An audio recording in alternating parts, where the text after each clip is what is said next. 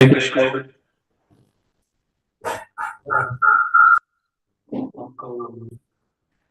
So I don't need to. Hare Krishna. I hope so.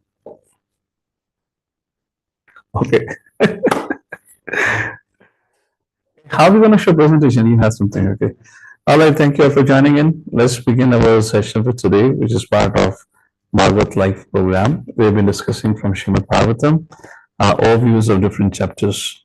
We are today going to study third canto, chapter number 20th. Nothing came still?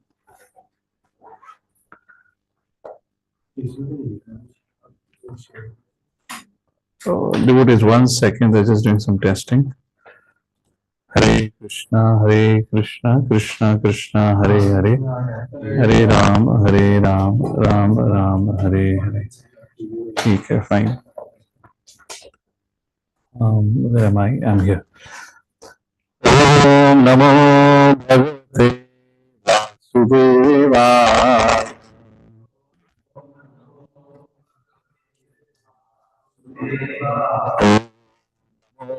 Bhagavate Vasudevaya.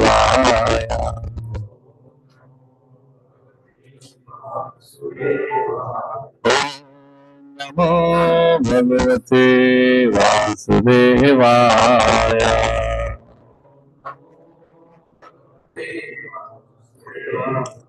Together. Narayanam Namaskritya Naram Chaiva Narottamam Devim Saraswatim Vyasam Tatugayam Mudhirayat Nashtaprayesha Bhadreshu Nityam Bhagavata Sevaya Bhagavati Uttama Shloke Bhakti Bhavati Nashtaki Krishnaya Vasudevaya Devaki Nandanaya Cha Nandagopa Kumaraya Govindaya Namo. Om Jnanatimirandasya Jnananjana Shalakaya Chakshuram Militam Tasmai Shri Namo Vishnupadaya Krishna Prasthaya Bhutale Srimate Bhakti Swami Namini Namaste Saraswate Devi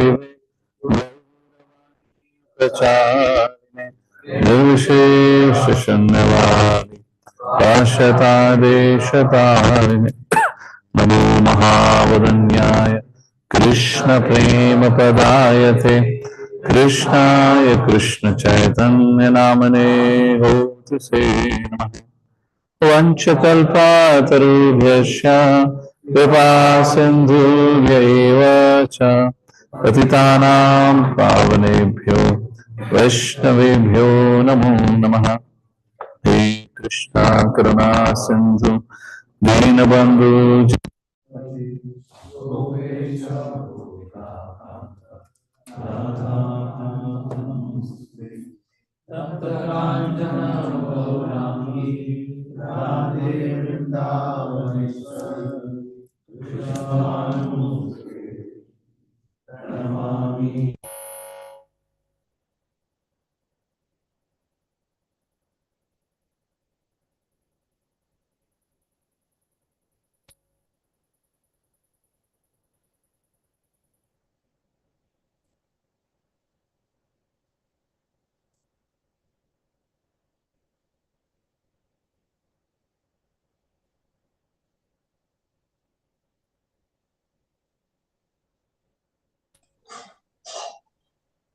Hare Krishna, we cannot hear anything.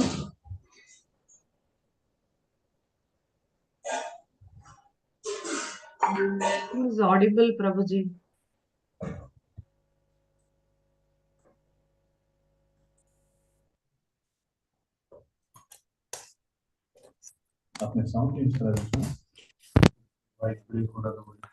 Hare Krishna. Is it audible? Yeah, now it's audible. Is clear? Yes, Prabhuji, audible. So, all right, let's begin with the presentation only. We're going to do our discussion from third canto, chapter number 20th, because a different discourse or discussion would take place now. Therefore, I'm just going to do a quick recap about this third canto of Srimad Bhagavatam. As such, there are 5 parts. There are almost 33 chapters in this third canto. Let's take a look at the breakups. The first part is meeting of Uddhava and Vidurji. This is first chapter to the 4th chapter. The discussion happens. And this begins with where Parishit Maharaj had asked Sukdev Goswami about Vidur and Maitreya Samvad. So the first chapter talks about how Vidurji, being insulted by Duryodhan, had actually left Hastinapur. He went on a tour. So this question comes from the first canto. In the first canto, we come across a section where it is mentioned that Vidurji returned back to Hastinapur, and then he met Yudhishthira Maharaj, Pandavas, and then Dhritarashtra. And then Dhritarashtra puts him, I believe, the 13th chapter of first canto. So taking a cue from there, Parishit Maharaj, where did Vidurji went? From where did he come? And that's how the third canto, first chapter begins with, and the whole story of how Vidurji was insulted, etc.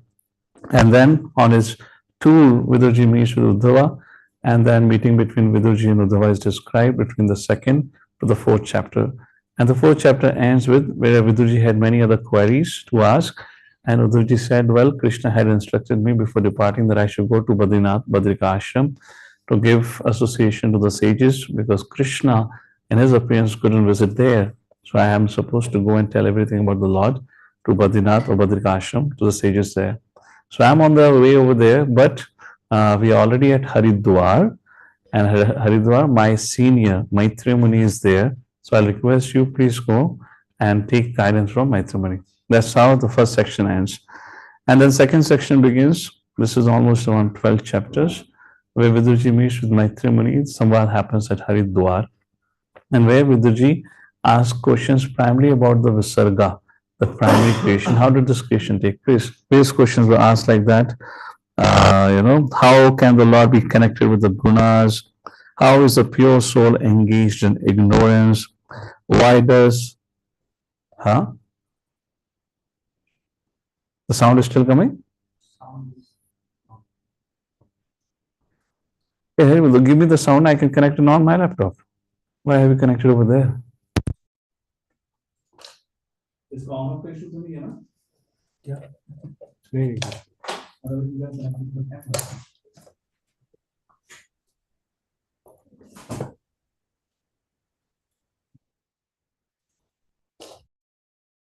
One second again.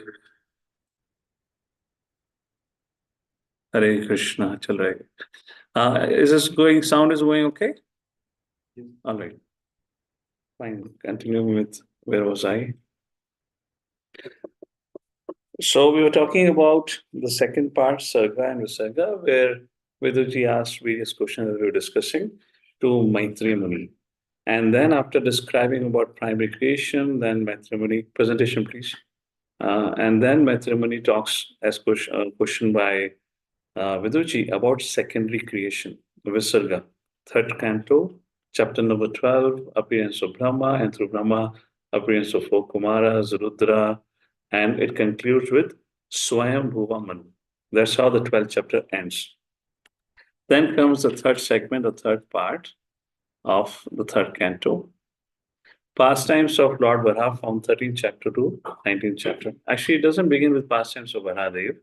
The 13th chapter begins with Vidurji now asking about Swayambhuva Manu. What did Swayambhuva Manu do?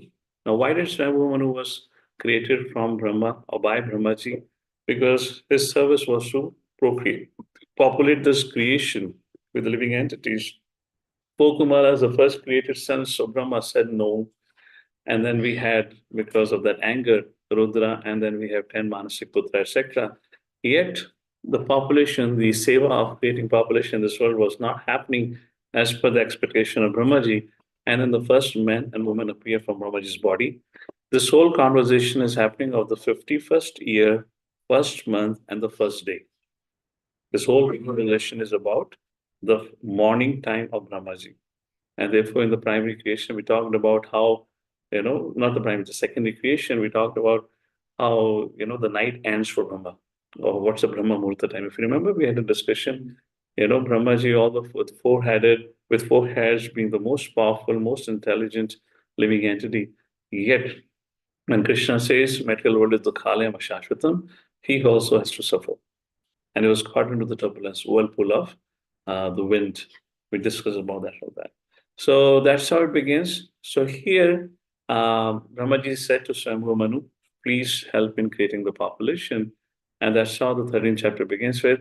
And so Brahmaji actually, Swambhu Manu very humbly says, my dear father, please tell me how can I serve you? And then Brahmaji glorifies Swambhu Manu for his obedience and sincerity. And then just please help me create a population. And then Swambhu Manu asked, my dear father, where should I reside?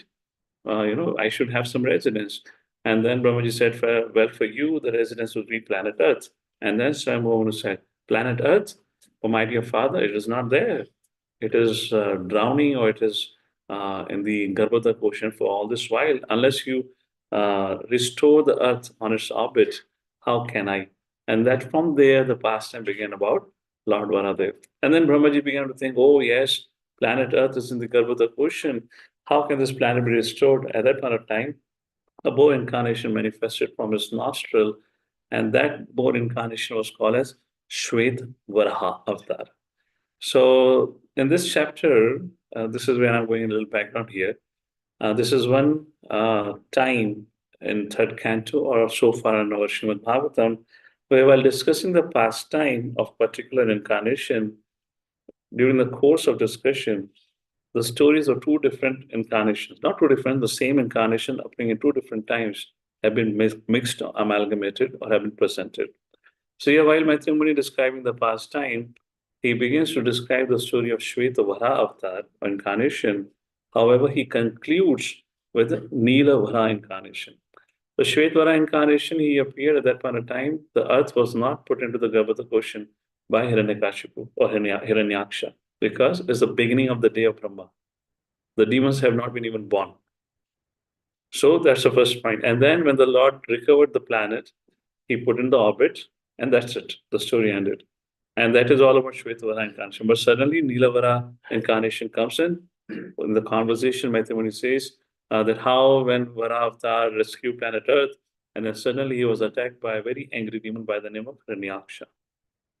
When this interjection happens, then Viduji asks, my dear Lord, why did Hiranyaksha attack Lord? Or why did Lord appear? Or why did actually Hiranyaksha attack? Why was Hiranyaksha was so angry with the Lord? What was the story? And then 14th chapter onwards up to the 19th chapter is a story of Varah Avatar, which Neela Varah Avatar. Now for this, a little background was given in the 14th, 15th chapter. Who were this Hiranyaksha, Hiranyakashipu, then the story of how Devta's going, Kashyapa and Diti's affair, not affair, the Kashyapa and Diti's incidents are described, and how Devta's going to Brahma and asking for that. Who is in the womb of Diti, who has not even been born yet, is choking the whole creation, burning the whole creation. And then Brahmaji goes back and narrates the story of how my eldest sons, four Kumaras, went to Vaikuntha at one point of time. And from there, this whole story comes discussing of Jain Vijay. So this is the third part from 13th chapter to 19th chapter. And now we are on to the fourth part, where we're going to discuss about Kardama Muni's household life. 20th chapter is, which we're going to discuss today, is again going to talk about, is this chapter is going to resume from the 12th chapter. Therefore, I give this background.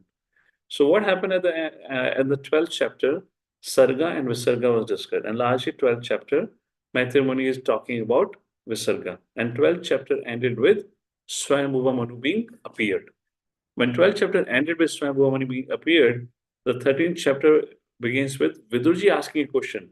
What did Swayambhuva Manu do? And then the question came, then he said, Maitreya said, so I'm going to ask Brahmaji, where should be my residence? And then the whole story of planet Earth, been drowned in the Garbhata question that goes up to the 19th chapter.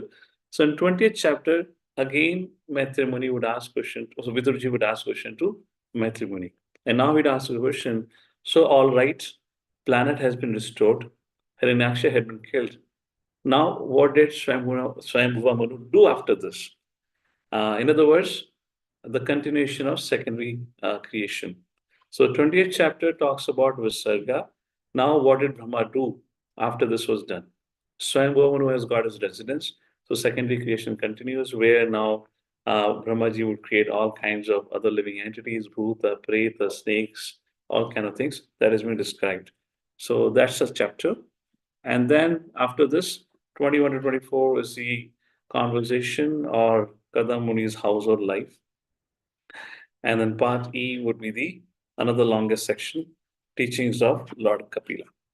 All right, let's come to a little background here. I already gave a background, but let's talk about it. A little technical, but I thought it'll be worth discussing this. So, two Varah Avatars are being mentioned. What does it mean by two Varah Avatars being mentioned? So this is, you've got to pay attention to this to understand this. Everything what we're discussing here in Srimad Bhagavatam is largely considering, largely in the context of the 51st year, first month, and first day of Brahma. This is where the whole conversation is happening. This is what the story is being told. Now, each day of Brahma, which is called as Kalpa, how many Manus do we have? There are 14 Manus, okay? We'll take a look at what are the names of 14 Manus. And then we are on which Manu right now is active? Yes. This is the 7th Manu. So which means half day of Brahma is about to get completed. Just to zoom into the situation, what's happening here. So let's take a look at it. So Srila Prabhupada, 4th Canto, 30th chapter, verse number 49, he talks about the names of this 14 Manus. Let's take a look at it. And he begins with quoting this verse from Bhagavad Gita. This is the 8th chapter and the 7th verse of Bhagavad Gita. Everyone, Sahasra Yoga Paryantam Maharyad Brahmano Viduhu Ratre Yoga Sahasrantam Teho Ratra Vidu Janaha. And then Prabhupada gets his translation puppet together. This is in the puppet. So this is not going with the flow of the translation, but mixed together. Prabhupada writes, by human calculation, 1,000 ages taken together is the duration of Brahma's one day. And such also is the duration of his night. Brahma one day, which means Kalpa, consists of 1,000 cycles of the 4 yugas, which means each Manu rules for the time of 71 yuga cycles. Satya, Treta, Dwapar, Kali, which is one cycle, one yuga cycle, it appears 71 times in the reign or the rule of one Manu. That's a calculation. Just to zoom in, what exactly is happening here? In that one day, there are 14 Manvantaras. Manvantaras means the incarnations of the Lord. There are 6 kind of avatars. One of the avatars is called Manvantara avatar. And out of these Manvantaras, this Chakshusha Manvantara is the 6th. Purport continues. The Manus existing in one day of Lord Brahma are serially listed as follows. This is, I just kind of composed it. Swayambhuva Manu. He is the first Manu to appear in the day of Brahma. And it was at his time Shwet Varah Avatar appeared. This is what I have summarized from the 13th chapter and the chapter in discussion. Then after that, Swaruchisa, Uttama, Tamasa, Raivata. And the 6th Manu was Chakshusha. And this whole pastime of Hiranyaksha, Hiranyakashipu happened under the 6th Manu. I'll give you technical details and evidence for that. Then the right now, we are under the reign of Vaivasvata Manu. And then after that, there are the 17 Manus like this. Okay, so little background of 2 avatars, different avatars, Shvetavara and Nilvara avatar. This is Srila Prabhupada's purpose. 3rd Canto, 13th chapter, 30 verse purport. Prabhupada writes, according to Srila Jiva Goswami, the Vedic literatures describe the incarnation of Lord Varaha in 2 different devastations. Okay, this is interesting, huh? I'm mentioning this so that in case if you ever read and you come across a question, devastation, what do you mean by devastation? Devastation only happens at the end of the yuga. So was it something, it was the end of Swayambhuva Manu's rain, the period, or what was it? So this is not that devastation. We'll take a look at it. Namely, the Chakshusha devastation. So question comes, and during the Swayambhuva Manu's time, when he appeared, what was Earth doing in the water? Right? Now, here what we read is a very concise information in Bhagavatam because, that's not the objective to go into the whole history and details of it. But again, a little bit go back into the history. Brahmaji gave birth, or from Brahmaji appears Swayambhuva Manu and Shatrupa. And Brahmaji wants them to procreate, populate this creation. And then Swayambhuva Manu says, my dear father, I wish to do it, but I need a residence. So Brahmaji said, yes, you can have a residence, have planet Earth as your residence. And then Swayambhuva Manu said, my dear father, but the planet is not there. It's in Garbhodak ocean. The question arises, what the planet was doing in Garbhodak ocean? Now, in case of Hiranyaksha, which means the Chakshusha Manvantara, if we talk about the six, now that time also the earth was in ocean, Garbhodak ocean. Why it was? Because it was put by Hiranyaksha. So why it was at the time of Swayambhuva is a valid question. If in case you like to think about all this thing. I mean, why? Because, Varah Avatar appeared, na? And Varah Avatar in both the incarnations, he raised the earth from the water. So who put the earth in water at the time of Swayambhuva Manu? And now Prabhupada writes in the purport, it was devastation, in two different devastations, namely the Chakshusha devastation, Swayambhuva devastation. So question, what does the devastation means? Well, there was a devastation because of which the earth was in the water. Let's take a look at it. This particular appearance of the bow incarnation actually took place in the Swayambhuva devastation, when all planets other than the higher ones, which means we're talking about the white incarnation right now, when all the planets other than the higher ones, Jana, Maha, Satya, merged in the water of devastation. This particular incarnation of the world was seen by the inhabitants of the planets mentioned above. Srila Vishwanath Chakravarti Thakur suggests that the sage Maitreya amalgamated both the four incarnations and different devastations and summarized them in his description to Vidura. All right. But what a devastation is doing at the time when Swayambhuva Manu is just born? There should not be any devastation, isn't it? Devastation happens at the end of the Yuga cycle. Devastation happens, there are four kinds of pralaya we have discussed before. Now, one is Nitya Pralaya, which means death. Another pralaya that happens, at the end of Brahma's day, Brahma's night, sorry. Brahma's day. That's another pralaya.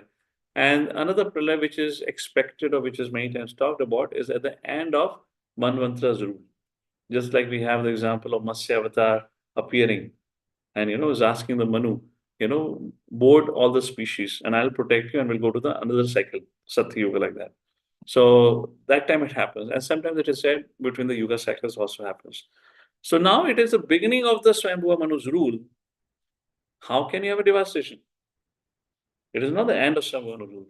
So, well, let's go more into it and we'll look into Srila Vishwanath Chakravarti Thakur's commentary for it. In the Shwet Varaha Kalpa, first month or 51st day of Brahma's life.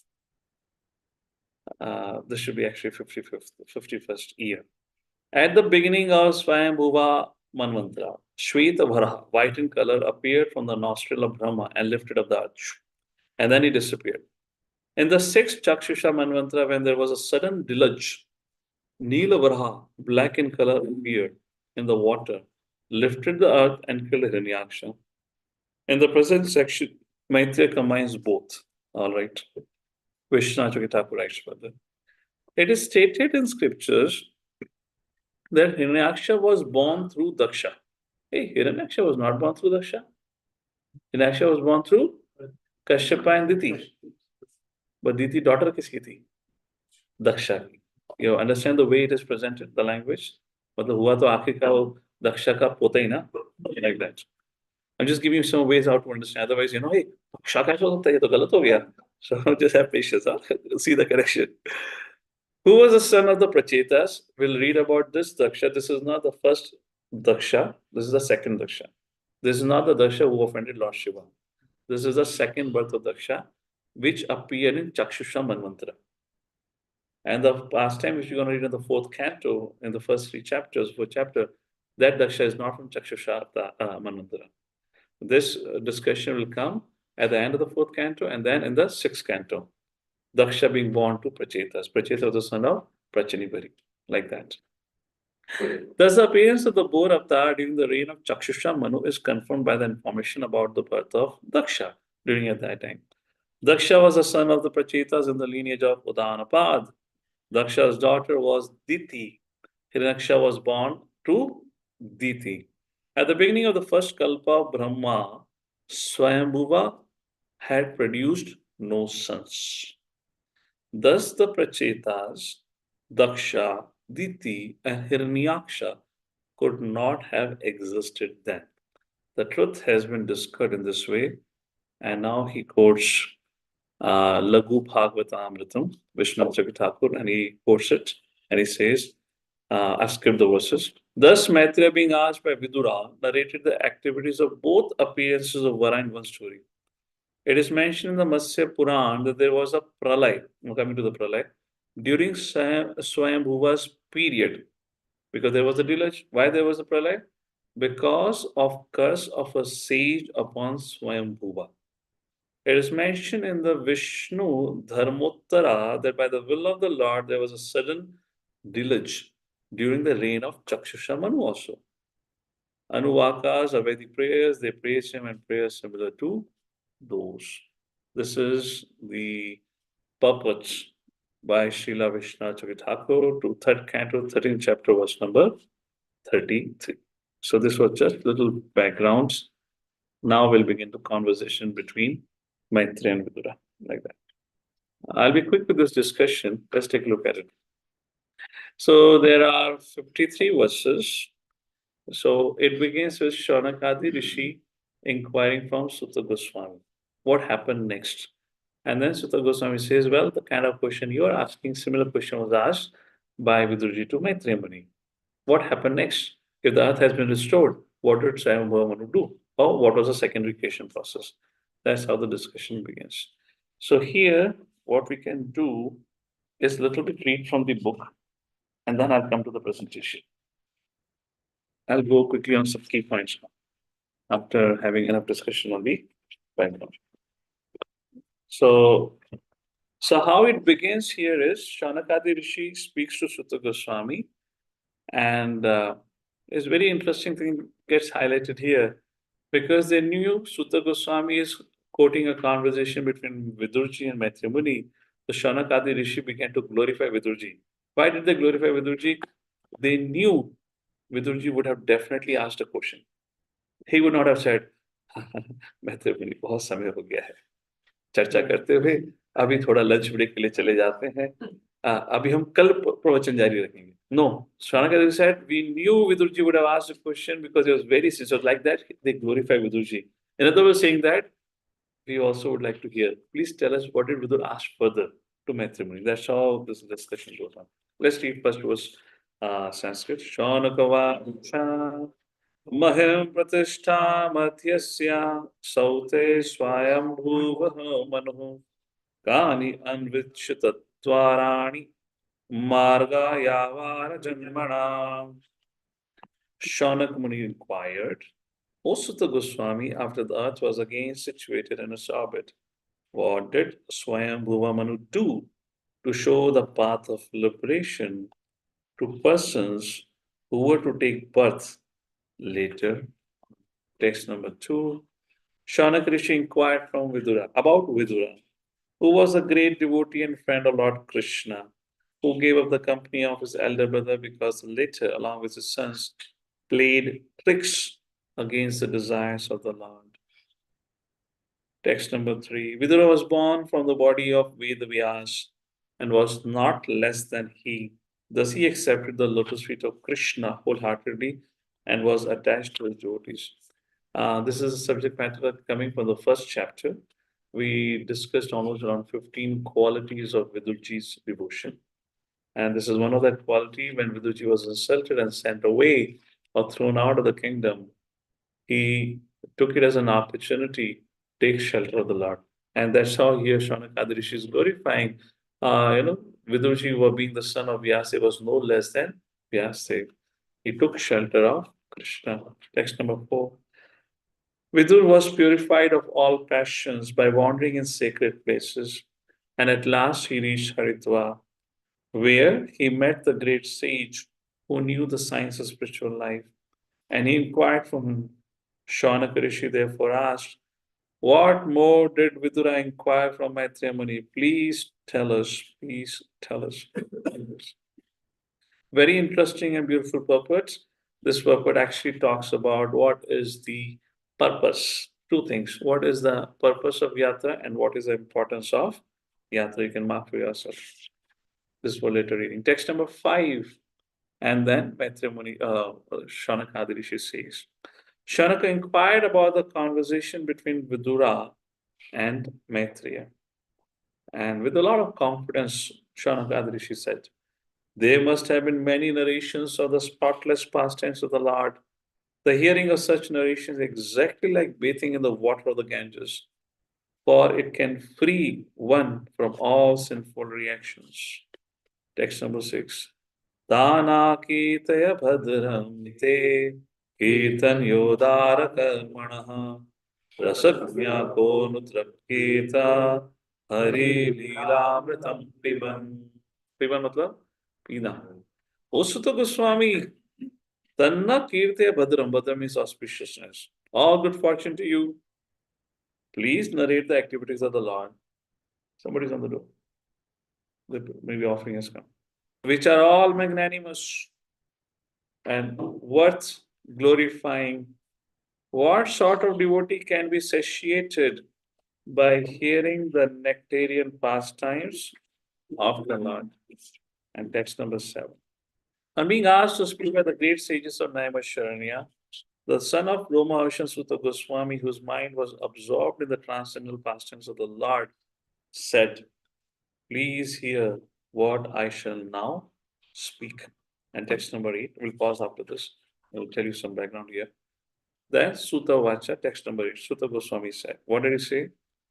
Vidur, the descendant of Bharata, was delighted to hear the story of the Lord who, having assumed by his own divine potency the form of a boar, had enacted the sports of lifting the earth from the bottom of the ocean and indifferently killing the demon Hiranyaksha.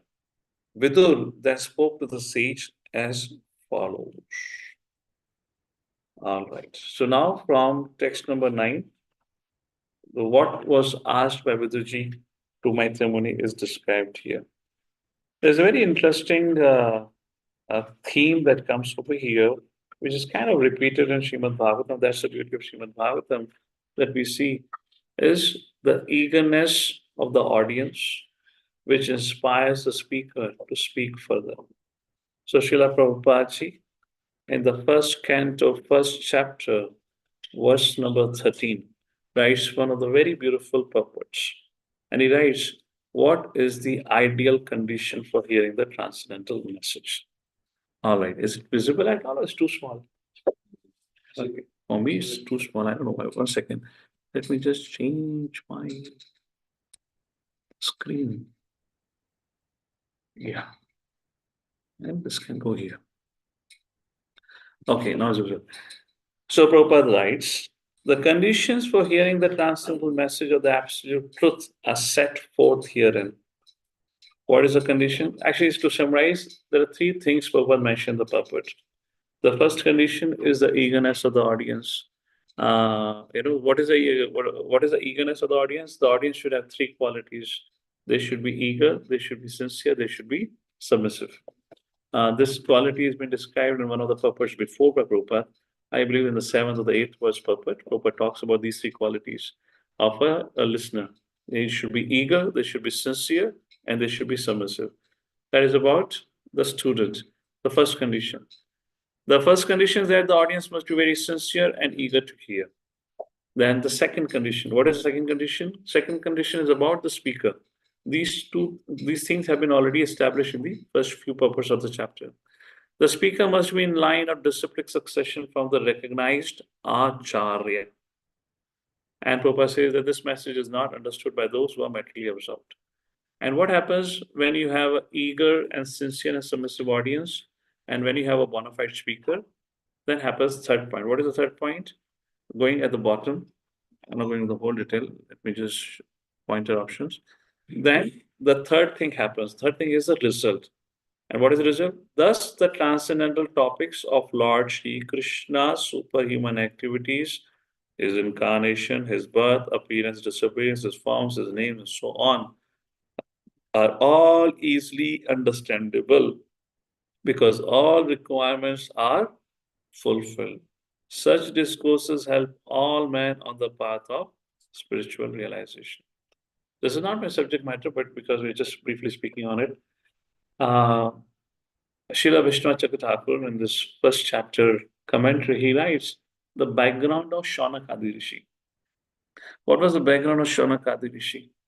Uh, why am I going into this background? Is Prabhupada says when you have a bona fide speaker and a genuine audience, who is a genuine audience? Eager, sincere, and submissive. Then what happens?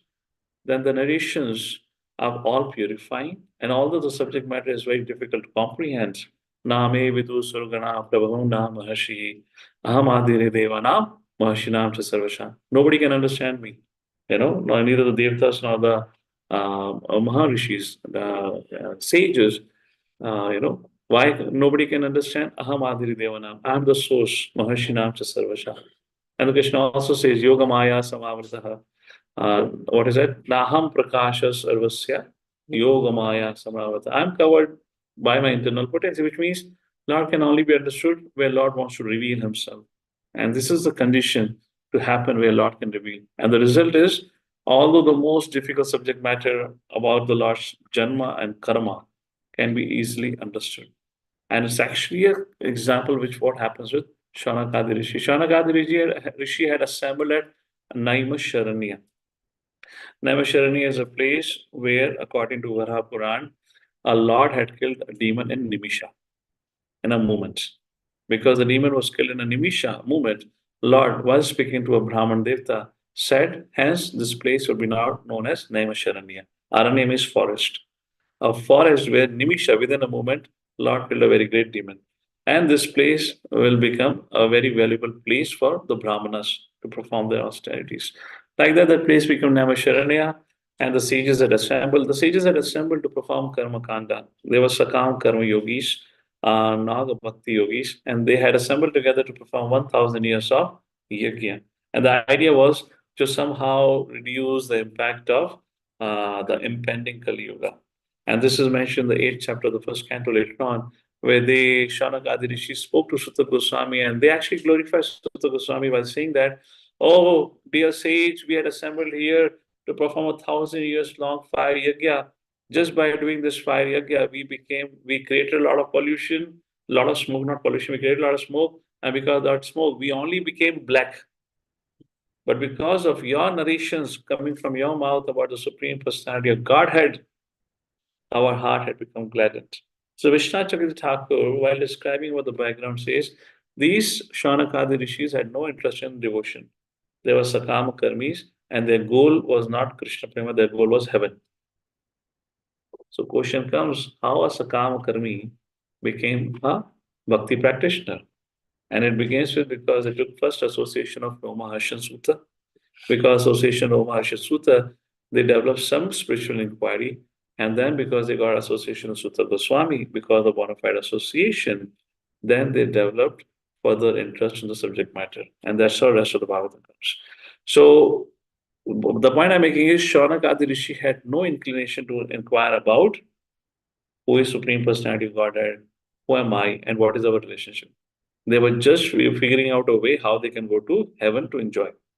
But because they had three things with them, they were eager, they were sincere, and they were submissive. Because of this quality, despite having their heart filled with all kind of desires, they got purified and they became Bhakti practitioners. That's the point over here.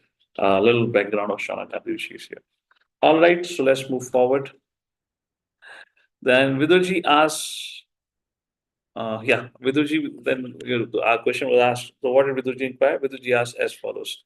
Vidurji asked about Brahma's creation. These are just questions, so I'm not spending time, I'll just read out. Viduji asked Maitreya, what did Brahma do after creating the Prajapatis at the beginning of creation? So what did Brahma do next? 10th, how did Marichi, Swayambhuva Manu, and other Prajapatis create? Marichi was one of the 10 Manasiputras and Swayambhuva Manu. How did they create? 11th, did the Prajapatis create independently or together? And then from 12th verse onwards up to 15th verse, Maitreya Muni, just to give answer to Vidura's question, just like for us to get into a discussion today, I give you a little background. So now for Maitreya Muni to answer Vidurji, after long discussion on Varah Avatar, the discussion about Sarga and Visarga happened in the 12th chapter. And you almost had 7, 8 chapters where the subject matter of Varah Avatar was there. And again, the question was that what did Brahma do again? How did Visarga happen? So what did Maitreya Muni did? He gave a quick recap of Sarga, primary creation, in 5 verses. And then he began the Visarga. So our recap is bona fide. This is the evidence here. The 12 to 15th verse, Brahmaji Maitreya Muni gave a recap of Sarga.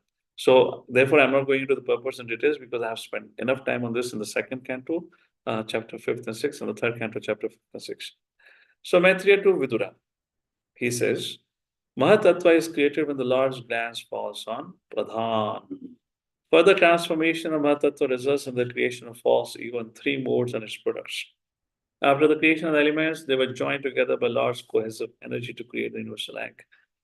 1,000 years of lifeless state, then Garbhodakshay Vishnu enters it and gives it life.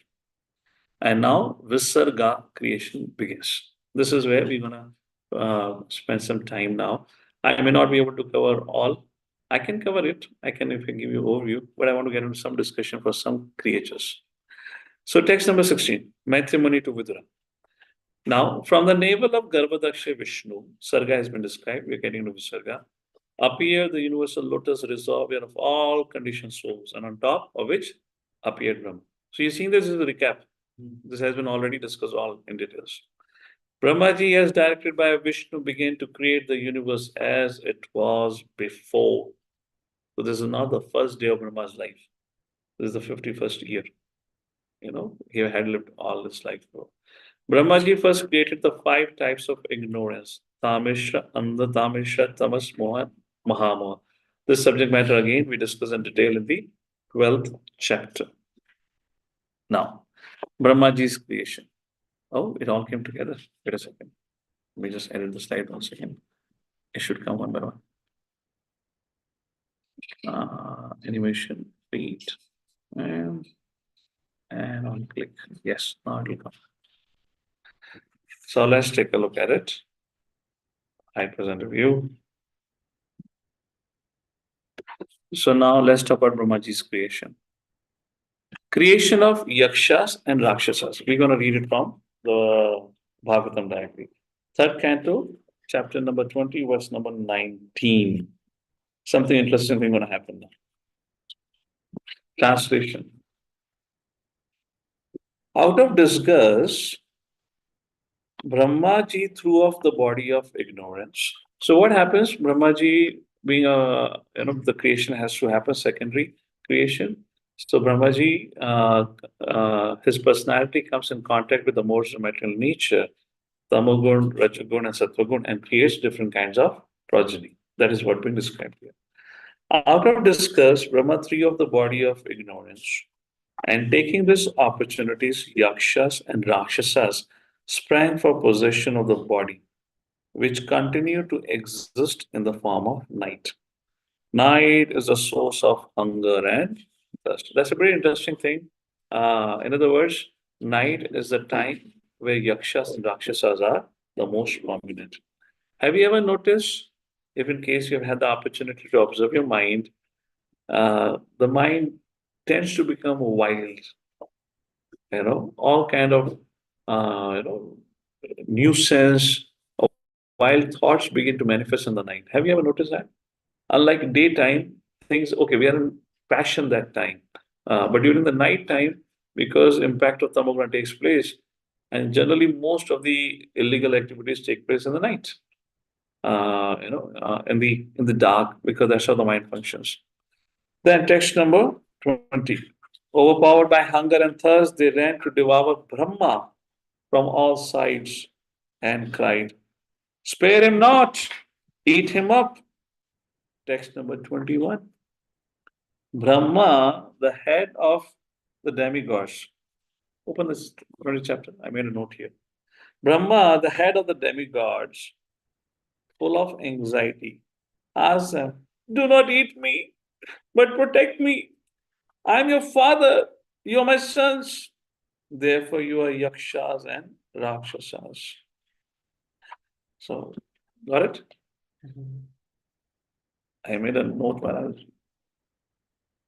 It's 20th chapter, no? Yeah. So we'll see that. Okay, we'll see that I had verses also. Fine. So here, Brahma is troubled by Yaksha and Rakshas, all right. So he begins to, ask them for protection, not to be devoured. We'll read for the text number 22nd, creation of Devtas. He then created the chief Devtas who were shining with the glory of goodness. He dropped before them the effulgent form of daytime, and the demigods sportingly took possession of it, which was probably created in mode of goodness. That's what it appears. Text number 23 to 28, creation of demons. Lord Brahma then gave birth to demons from his buttocks. And they were very fond of sex because they were too lustful. They approached him for copulation. Text number 24. The worshipful Brahma first laughed. Did I skip something? No. So what happened? Because they approached him. So these demons who were born from Brahma, they started walking towards Brahma. आज तो मजा करेंगे. Like that they were, and Brahma ji was like, "क्या चल रहा है इसका भाई?" Text number 24. The worshipful Brahma first laughed at their stupidity. Who would imagine this? But finding the shameless asuras close upon him, he grew indignant and ran in great haste out of fear. Can you imagine Brahma ji in Brahma Loka is running away out of fear of his own creation? And the most importantly, Brahma has got nothing to do with all of these. This all has been told to him by the Supreme Lord. While doing his prescribed service, ordained by the Lord, Brahmaji has to undergo so much stress, anxiety, fear, and a fear of rape. This is what is about to happen right now, isn't it? He was attacked before by Yakshas and Rakshasas who wanted to eat him alive. But they were needed. Krishna says, 16th chapter, divine, demonic, two kinds of living entities. They had to be created.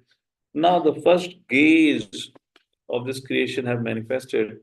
And Brahmaji couldn't believe this will be too shameless. And when he saw that they were serious about it, Brahma did not plead. Brahma ran away. Brahmaji did not plead. Are to mere hi bachche ho, kya kar rahe ho?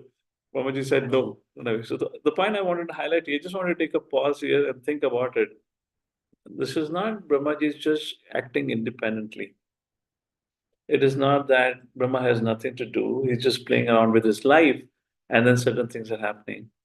Brahmaji was instructed by the Lord that you have to help in creating the procreation. While doing the service, oftentimes we have this question in our minds. When we enter into the path of bhakti, when we're trying to become nimitta matra, when we're trying to serve the Lord, at the neophyte stage, generally the idea is, everything's going to be very smooth. There wouldn't be any challenges. Everyone is going to be very cooperative. Devotees for sure going to be cooperative. They're serving Lord, we are serving Lord. And the world will be cooperative. Everyone will be cooperative. Why? Because my father is Vishnu. He's the strongest, the most powerful. Everyone would have to abide by. It just doesn't happen when Brahma, it couldn't happen with Brahmaji. Brahmaji, while trying to serve the Lord, doing everything as Lord had told him. And in that service, he had to go through so many challenges. But the most important part, what happens is next. Let's take a look at text number 25. So now his life is, getting killed is okay, but undergoing such a torture, abuse is something too abominable. So what did Brahmaji do? Text number 25. Sa upavrajya varadam prapannati haram harim anugraya bhaktanam anurupatma darshanam. So we all would go through challenges in our life, challenges with our services and whatnot. Brahmaji, interestingly, what do we do generally when we are faced with challenges? And which I often speak about. Never ever do it. Our first response and the last response is, I quit. Brahma ji को सहरा गया क्या होगा आपको कोई और नहीं मिला आपको जनता पैदा करनी है अपने शिव जी को लेकर आओ मैं नहीं करूंगा but Shivji is also your expansion only na expansion of Sankarshan does Brahma ji doesn't know this or what he could have said why me why you chose me Lord ask Shivji to do otherwise ask four Kumaras they met you anyways why didn't you instruct them why asking me to do the difficult job no what did he do he took shelter what did Vidura do when he was insulted what was Vidura actually why was Vidura insulted he was trying to do a service on behalf of Lord only. The Lord, why does the Lord appear? Yada yada hi dharmasya glanirvavati bharata. Or as to say, paritranaya sadhana vinashaya chadushkatam. Lord appears to protect the devotees and to annihilate the miscreants. And what was Vidura was trying to do? Annihilate the miscreants and protect the devotees, Pandavas. And he said, throw away Duryodhan. While trying to serve the Lord, while trying to fulfill the purpose of the Lord, Vidurji was thrown out of the kingdom. Not thrown out, he was insulted. He was not insulted. His mother was insulted. You son of a maid servant, kept servant, how dare, this is what first chapter talks about. We spend time on this abusive language. Vidurji was so hurt. How many of us have experienced, somebody tells you something is okay, or when they go to your mother and father, how hurtful it is? How did Vidurji responded? How we would have responded? ठीक है यार इसको बुरा लगता है coach नहीं कहूंगा अपना रोटी कपड़ा मंगान मिला है सुख शांति से why disturb what did Vidurji did he walked away for what because of whose service he was punished he went on to take his shelter only Vidurji went back to the shelter of the Lord only he didn't walk away from the Lord he didn't change similarly Brahmaji while trying to serve he's being traumatized, tormented. But what does he do? Text number 25. He approached the personality of Godhead, who bestows all boons and who dispels the agony of his devotees and of those who take shelter of his lotus feet. He manifests his innumerable transcendental forms for the satisfaction of his devotees. Like this. Lord Brahma said to Lord, text number 26, Pahimam Paramatmam Sti Preshnena Sarjam Prajaha Ta Imaya Vitum Papa Upakramanti Ma Prabhu. Lord Brahma approaching the Lord addressed him thus, my Lord, please protect me from these sinful demons who were created by me under your order. They are infuriated by an appetite for sex and have come to attack me. Now, I know one common layman excuses, oh, Brahmaji had direct access to Vishnu, he could approach, just like Arjuna had direct access to Krishna, so he could approach, and therefore they could remain steadfast in their service. That's wrong. Srila Vishnu Chakra Thakur, while describing this verse and the series of verses, says, Lord Brahma did not physically approach Vishnu. Lord Brahma mentally approached the Lord. Here, this prayer has been mentioned mentally. It's not that he was in the physical presence of the Lord and he got assurance. He prayed to the Lord. Lord, if Lord is omniscient, omnipresent, so why can't he hear our prayers? So here Brahmaji prayed like this.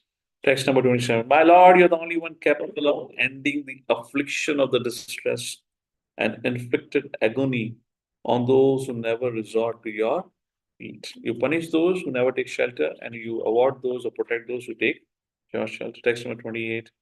The Lord who can distinctly see the minds of others perceive Brahma's distress. See, mind. This is the verse actually to which Vishnu Thakur writes. The Lord who can distinctly see the minds of others perceived Brahma's distress and said to him, cast off this impure body of yours. Thus commanded by the Lord, Brahma cast off his body, which is at this point in time was afflicted by ignorance like that. Like this. So what it means by casting off the body, ऐसा नहीं वो पुनर्जन्म की cycle में अटका हुआ था Brahma ji. It's not that he just gave up his body. This proper action of purport refers to his mentality, because a wrong mentality would breed a wrong son or daughter. We discussed about this in Kashyapa and the past time. What's the art of progeny? So this wrong progeny had appeared because Brahma had been afflicted by ignorance or passion to say. So when Lord said, "Give up this body," which means give up the mentality, give up that, and that's what the point is mentioned here. Rather, he suggests Brahma gave up a particular mentality. Mind is a subtle body of the living entity. So give up what thoughts like that. Text number 29, with which we'll pause here for today. The body given up by Brahma took the form of the evening twilight, when the day and night meet, a time which kindles passion. You remember the Titanic famous scene? Titanic, a famous scene? You might have, all of you would have seen Titanic movie, right? Just while reading this, suddenly that scene came to my mind. You know what was it? It was also kind of Twilight, Olina. You remember? रात का अंधेरा हो रहा था. And that famous scene. I mean, you see most of the romantic songs and all that is kind of, they're not composed at 12 o'clock noon, midday, garden में घूमते हुए या पूरे अंधेरे में. कभी देखा है कोई ऐसा? अंधेरे में होता हो तो क्लब में आजकल होता, that's a different thing. But most of the songs which are composed, or where hero heroine are running around in the garden, is during the twilight time. At least Titanic scene that kind of reminded me of. So asuras who are passionate by nature, dominated as they are by the element of rajas, took it for a damsel, whose lotus feet resounded with the tinkling of anklets, whose eyes were wide with intoxication, and whose body was covered by fine cloth, over which shone a girdle.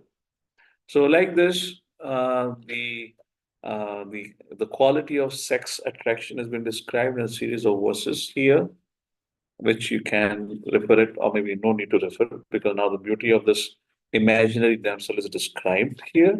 A few verses like that, up to text number 35. In the verse number 35, it is said by these demons to that imaginary damsel, "Whoever you may be, a beautiful girl, we are fortunate in being able to see you. While playing with a ball, you have agitated the minds of all onlookers." Like this, text number 36 also talks about this imaginary girl. Text number 37. The Asuras, clouded in their understanding, took the evening twilight to be a beautiful woman, showing herself in her alluring form, and they seized her. So, yeah, 29 to 37 is about twilight woman. All right, so this is where this pastime ends, and after that, ahead, going back to the presentation, I can just show you, you can read it out. So 38 to 39 verse talks about then Brahmaji created Gandharvas and Apsaras, then Bhutas and Pishash, 40 and 41, creation of Sadhyas and Pitras, creation of Siddhas and Vidyadharas, creation of Kindras and Kimpushas, creation of snakes, creation of Manu and others, creation of the sages. Like this, Maitreya Vidurji asked, what did Brahmaji do next? The secondary creation, which was halted at the 12th chapter, continues in this chapter like this. Text number 51. So here, Brahmaji is speaking to Manus. Manus are speaking to Brahmaji. Text number 51. They prayed, "O Creator of the universe, we are glad what you have produced is well done. Since ritualistic acts have now been established soundly in this human form, we shall all share the sacrificial oblation." If you remember third canto, sixth chapter, when the elemental devas were created. So just like in third chapter of Bhagavad Gita, verse number 11, 12, 13, when the Yagna Shishta Shanha Shanto, those verses that describe the cycle of sacrifice have been established. So in the previous third canto, sixth chapter, I was talking about how the elemental devas were, when they were created, they made a prayer to the Lord, "My dear Lord, you have created us for the sake of the maintaining this creation. But there has to be some culture of reciprocation. There has to be some rule, a law by which we can, take care. And there it is mentioned that being worshipped by the Lord, worshipped by the elemental devata like this, the Lord created the system of yajna, sacrifice, wherein dependents will offer sacrifice on your name, which will nourish you. Being pleased by that yajna, you will provide for them. And that's the point we mentioned. Since ritualistic acts have now been established soundly in this human form, we shall all share the sacrificial oblations. And like this, even the devtas would perform, like Daksha in the fourth canto of the sea was performing a yajna to please the higher authorities. That's the subject matter of this Visarga. Chapter number 21 onwards will begin this was just a little, what we can say, intermittent discussion before the story of Kadama Muni can begin. What all creation happened through Brahmaji. That was briefly described here. And 21 onwards, now until chapter 33, you'll have enough of philosophies, you'll have enough of lessons to discuss. And then to summarize today's discussion, in this 20th chapter, because now there's going to be a different course, a different discussion from Varah Avatar. I give a little background about how this third canto is classified or divided into 5 sections. What are these each sections were, and how did the flow of third canto went on. And then in the 13th chapter, 19th chapter, there's a discussion of Varah Avatar. And in the 13th chapter, when Varah Avatar is mentioned, there are 2 Varah Avatar stories have been described, Shweta Varah and Nil Varah.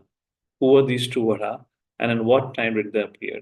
Did they appear on one day of Brahma or other day of Brahma? So to explain that, we talked about how many Manus are there in one day of Brahma. Then what are the names of these 14 Manus? Then when did this Shwetvara and Nilvara avatar appeared? So Shwetvara avatar appeared in the time of Swayambhuva Manu. That was right the beginning of the day of Brahma. And why was the earth? Why were the planets? Why was the earth under the water? Because at that point of time, Swayambhuva Manu was cursed by a sage, because of which planet Earth was in the water. That's what reference Vishwanath Chakravarti says. And then what happened? Why did Nilvara Avatar appear? Because at that point of time, Daksha's grandson, Hiranyaksha, because of his extra additional mining proposition, one of the purpose later on, because of which Earth lost its balance and it collapsed into the Garbhada Ocean. And then again, to rescue the Earth, Lord Varadev appeared. Not necessarily, we don't know exactly how Lord appeared, through the nostril or what, because that is not mentioned. What is mentioned about Nilavara is that he killed Hiranyaksha. How did he appear is not exactly mentioned in that pastime. So Lord appeared, and then he had a fight with Hiranyaksha, and he killed. So like this, when Vidurji heard about, oh, Lord had a fight with Hiranyaksha. Who was Hiranyaksha? Who was so powerful that he could fight with the Lord? Who was so powerful that he could put the earth into the ocean? And then begins the story of Hiranyaksha, Hiranyakashipu. And that was the discussion from 13th chapter to 19th chapter. 19th chapter ends with, this discussion about Varah Avatar returned back and Swayambhuva Manu began to rule. So then 20th chapter begins with, what did Swayambhuva Manu do after the earth was restored? That is how the 20th chapter began. And for that, Sutta Shaunakadi Rishi asked question to Sutta Goswami. And to ask that question, they glorified Vidurji also. Why did they glorify Vidurji? As I said in the beginning, because they knew Vidurji, being a great personality, would not have said, okay, thank you so much for wonderful class. Varah Maharaj ki jai, ya Varah Deva ki jai. Abhi hum prasadam ke liye chalte hain. They knew very well Vidurji would ask the next question. What's next? What's after this? What did Brahma do? So please tell us everything that Vidurji asked. That was the way Shaunakadi Rishi approached Sutta Goswami. And then to help you understand Shaunakadi Rishi's eagerness, then I quoted first canto, first chapter, verse number 13, the ideal conditions for hearing Srimad Bhagavatam. First, the audience should be eager, submissive, and sincere. And then second thing was the quality of the pravakta. What is the quality of pravakta? He should come in parampara, the bona fide. When you have a bona fide teacher and the eager, sincere, submissive audience, then that spark destroys all the doubts about Janma and Karma of the Lord. And Prabhupada says the result is the things which are inconceivable becomes conceivable. So there I give you a little background of who were the Shaunakadi Rishis. How did they become so eager, sincere, and submissive? Their eagerness was to go to Swarga. It was due to their association Roma Harsh and Sutta, they developed some spiritual inquiry, which brought them to Sutta Goswami. And by being in the association of Sutta Goswami, by making spiritual inquiries, they developed a taste for hearing about the Lord. So that's how Sadhu Sangh helped, which we're talking about that point of time. And then Shaunakadi Rishi, when asked, Sutta Goswami began to quote further conversation between Vidurji and Maitreya Muni, and Vidurji asked about what did Brahma do next. And then rest of the things are described, how Brahma created Bhutas, Prey, Pishash, etc., etc. And in that, we just discussed one point, that Brahmaji, despite being the father of this creation, a great grandfather of this creation, he's the one who's born directly of the Lord. He's the one who's doing everything under the direction of the Lord. He's the one who can speak to the Lord despite having everything by him, the best yogi, the most powerful person, and only trying to serve the Lord. Even he faces so many challenges in his service. This is always going to be the case. At Kanishta Adhikari stage, we are so much caught up with this idea that bhakti life is going to be all smooth. Bhakti life means no challenges. Bhakti life means no effort. Bhakti life means no struggle. Bhakti life means Om Shanti Shanti Shanti. Sorry, that is not Bhakti life at all. That is God knows which life it is. Because भौतिक दुनिया में शांति कभी मिल ही नहीं सकती. याद है ना शांति का उदाहरण? बेंगलुरु में पाई गई थी एक शांति. हमारे क्या नाम है तिरुपति के टेम्पल प्रेसिडेंट, क्या नाम है प्रभु का? Revati always talks about Shanti Devi ki kahani. So Revati was saying he went to the hospital, or somebody went to there was a very famous mental hospital in Bangalore. So वहाँ पे एक व्यक्ति को tour पे लेकर जाया जा रहा था मेंटल हॉस्पिटल में. So सबसे पहले वार्ड में पहुंचे. When the first ward was shown, so the man was screaming from his side, Shanti, Shanti, where are you, Shanti? So the visitor asked the doctor, why is he screaming? He said he was madly in love with Shanti, but this Shanti got married to somebody else, and out of that desperation, he became crazy. He said, oh, poor fellow, didn't find his love. All right. Then he went to another ward, another floor, which was more senior mental patients. He went there who were more seriously ill. And he went there, and then he peeked through the window. There also the patient inside was screaming, Shanti, Shanti, Shanti. And the doctor, the visitor asked the doctor, why is he saying Shanti, Shanti? Oh, he is the one who got married to Shanti.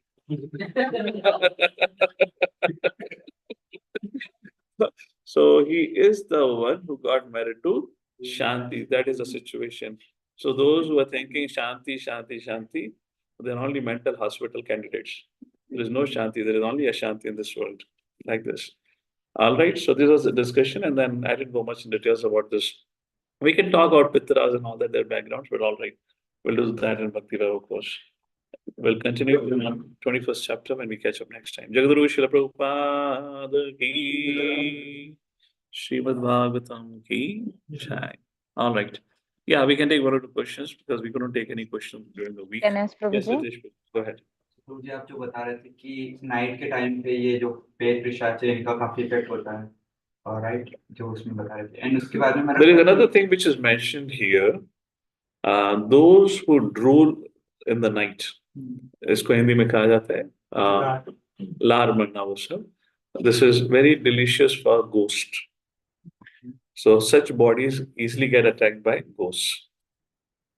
So इसलिए रात को कम खाया करो. It's an Ayurvedic fact, and this is proper mentions here. So this is tamoguna actually. This is a diseased body, and such bodies easily get attacked by ghosts, like that has been described there. But point about the night, yeah, night is a time of ignorance, and then all lower qualities become very prominent. Yes. प्रश्न है कि जैसे प्रभुपाद जी ने इतनी सारी books लिखी और night के टाइम पे उन्होंने पढ़ दी है, किस टाइप से जो डिवोटी है Srila Prabhupada ji, yeah, Srila Prabhupada ji is something who is beyond the modes of mental nature. When we're talking about the great personalities, we cannot judge them from our situation being under the modes of mental nature. The mere fact that Srila Prabhupada ji stayed up all night and wrote everything, Srila Prabhupada ji singularly at the advanced age of 70 and beyond, handled the whole worldwide institution where we can't handle ourselves. We just can't handle ourselves. What to talk about handling others? Somebody is married, he struggles to handle just a wife and a child. Somebody becomes a temple leader, he struggles, or a counselor, struggles to handle 2, 3 counselees or 4 counselees. Temple leader struggles to handle temple community. How can an elderly man, old man like that handle the whole international community? That's just an evidence he was beyond the modes of mental nature. So that example cannot be brought here, but from our situation, we can understand that was transcendence. All right. Yes, next question. Mother Medhavani. Hare Krishna Prabhu, Dandat Pranam. Prabhu, thank you for the very wonderful session. One second. Just 1 second. Prabhu, you mute yourself. Why you kept your speaker on? I can hear you. Double speaker. Yes, Mother, go ahead. Hare Krishna Prabhu, Dandat Pranam Prabhu. Thank you so much. Very, very wonderful session, Prabhu. The entire summarization of Canto 3, very wonderful. Sometimes we miss the connection, so you established it very nicely, Prabhu. Thank you so much. Prabhu, my query is, like you mentioned about, not being awake in the night. So sometimes, Prabhuji, because of our conditioning of the past, sometimes we think that at least we are able to cover a lot of things if we work late in the night, when everyone else is not there. That time we can finish a lot of things. It's a conditioning of the past. So Prabhu, is it better to reschedule our work in terms of, because we know that Brahma Muhurta time is the best time to do, but we also know that Brahma Muhurta time is best spent in chanting and doing those things. So when we have a lot of work to catch up, generally can we take some rest in the afternoons and do this kind of work in the night when when nobody around, and then you wake up in the morning also, or should we change our schedule? First thing, Prabhupada will always say, do the needful. Just do the needful. What needs to be done, just do it. So that's what I'm taking guidance from you, Prabhu, as my Siksha Guru. What is it better to reschedule it, saying that don't sleep in the afternoon and do it during that time, because there's a lot of distractions in the afternoon where people are around and talking and all that. It takes less time in the late in the night. Correct. So for a grown-up persons, they need to use their intelligence to make a call. What is the best way they can serve? If you feel, afternoon is distracted for me, then you can go ahead and do it, as long as our morning programs are not disturbed. The priority is to ensure morning programs are intact. That should be a priority. If morning programs are intact and everything else can be adjusted. And that's how we can plan it out. And then we can make a choice for ourselves. What is best working for us? Should I do exercise in the morning? Should I do exercise in the afternoon? Should I do exercise in the evening? Just do the needful, fit into your schedule. As long as our morning programs are not compromised, everything else is fine. All right? Yes, Prabhu. Thank you so much. Prabhu, one more thing is, Prabhu, teachings of Lord Chaitanya, Prabhu, I mean, we are... We'll take up onto that when we come to that Tuesday morning. I'm not here next week also. So maybe after that, when I come back, we'll have a Tuesday morning PLC. Is there anything else from anyone? Prachi Mataji has a query. She's written in the chat box. Okay. So not sure if she can unmute or not. Fine, it's 9 Yes, o'clock. Prabhuji. Hare Krishna, Prabhuji. Dhanwad. Prabhuji, agar aap jaldi mein to koi Jaldi mein question pucho. So, Prabhuji, my question was, you told about Vidura and Brahma. Like, I'll keep it very short. That when they were misunderstood, while doing service, or not for the other party only, they took shelter of Krishna. So, but in our condition state, what is the exact action by which we can mean that we are taking shelter of Krishna? Because in one session also we had discussed that it pains the most when you're misunderstood, your intentions are misunderstood. Let it be family members or devotee circles or relatives, anywhere. But when your intention is misunderstood, you feel hurt the most. So how do we take shelter of Krishna? Means exactly action kya hoga in our context? In other words, when you're feeling emotionally we can't go like Vidurji to yatra or something like that. Yeah. So in other words, you're saying when you're feeling emotionally exhausted, even while our practice of devotional life, chanting is not giving us a sufficient emotional nourishment. That's what you're largely emphasizing. Everywhere, Prabhuji. Maybe devotional life या घर पे भी, like बच्चों को भी लेके जब उनके अच्छे के लिए कॉल बताते हैं, and then they just lash out at you, and yeah. But your question is more about emotional weakness, isn't it right now? Yeah, kind of. Means we feel really bad, and what do you mean by taking shelter of When Krishna there in is a, such situation? whenever there is a question of our intentions are being not understood, we are feeling hurt, it's all a subject matter of emotions, emotional imbalance. It's not an issue with your physical body, it's not an issue with your intellectual capacity to understand. You're emotionally disturbed right now. So, first of all, we have three, four things, right? Physical, emotional, intellectual, and spiritual. We need to understand where the problem arises. What has got disturbed? It has got nothing to do with physical body. Brahmaji's physical body was in danger. In case of Vidura, there was no threat to his immediately physical body, but he was also emotionally hurt because of harsh speech. I guess you're indicating towards an emotional issue. When there's an emotional issue, so we need somebody to sit and discuss about it so that whatever the emotional vacuum we are experiencing, that can be compensated. Therefore, association of devotees and to create friendship within devotees are so essential. Nobody can sustain in bhakti if any one of us, anywhere, if a person becomes a loner, if he thinks or she thinks, I don't need anybody, I'm doing so great in my bhakti, I chant my sister now, morning programs are so powerful, whatever I say, people follow. It's just a matter of time when you'll be left all alone. And when you would be criticized or whatever would happen emotionally, a vacuum will be created in your life. You would need a shoulder to cry on. You need somebody to hear you. But because you have not invested time in making those relationships, there won't be anyone around you.